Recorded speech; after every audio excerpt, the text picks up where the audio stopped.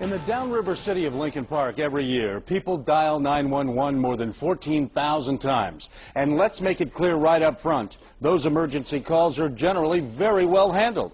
But that doesn't make what happened to Adrian Ledesma any less shocking.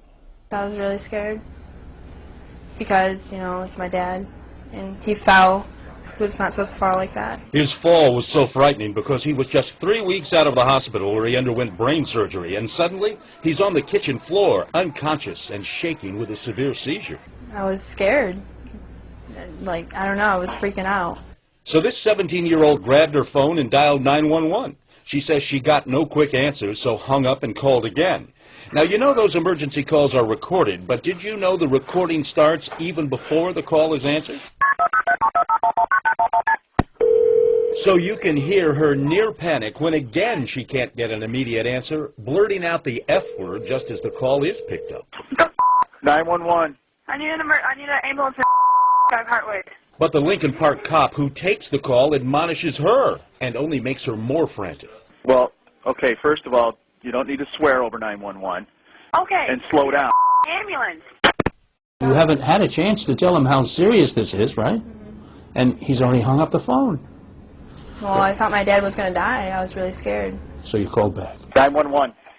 Are you going to give me an ambulance? Are you going to swear again, you stupid? Are we going to have a problem? No, you're not going to one.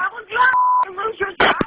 Your dad's still on the floor. Well, I'm thinking he's seriously hurt because he's still having a seizure, and it's a really long seizure. And I'm thinking that I want to, you know, complain about this guy because he shouldn't be hanging up on me. So she calls back a third time.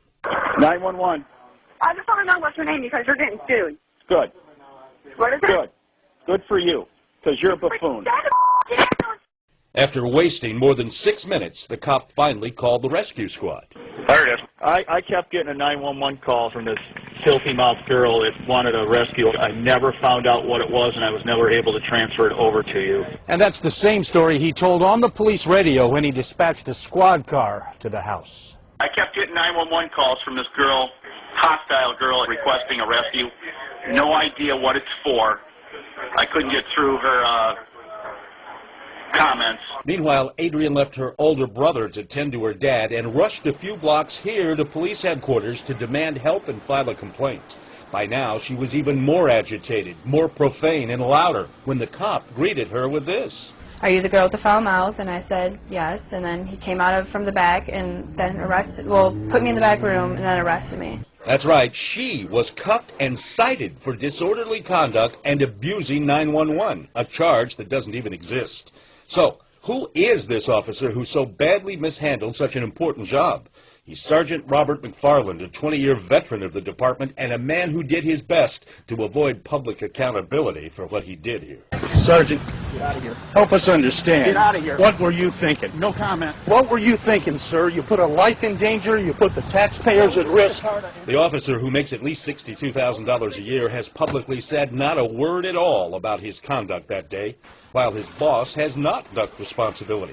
Lincoln Park's chief of police, Tom Carnes, not only agreed to be interviewed, he was refreshingly candid and made no excuses. It's not the station's finest moment, I will tell you that. The chief frankly admits, my guy screwed up on this. But still, he says he just can't explain why it happened. He never once asked her, what's wrong? Are you in an emergency situation? Do you need an ambulance? Is somebody dying? No, he did not. It's not, how can he... Obviously, something happened there, something that is totally out of his character. In fact, my review of Sergeant McFarland's record shows several commendations as a Lincoln Park officer. He's repeatedly received positive performance evaluations and not a single disciplinary action against him ever before. Anybody who, like, finds their dad like that's going to be panicking, you know? So I think they're trained to know that people are going to be freaking out when they call. I wouldn't feel bad if he got suspended, maybe fired. Is a 30-day suspension, would that be enough? I think it may be something where he will lose time over, and he will have training, but he'll have his job. Yes. Well, since my visit with the chief, we've learned he's decided to suspend the sergeant without pay for 2 weeks and send him for some additional training. Meanwhile, the girl and her dad, who is home recovering, have an attorney, and they're talking.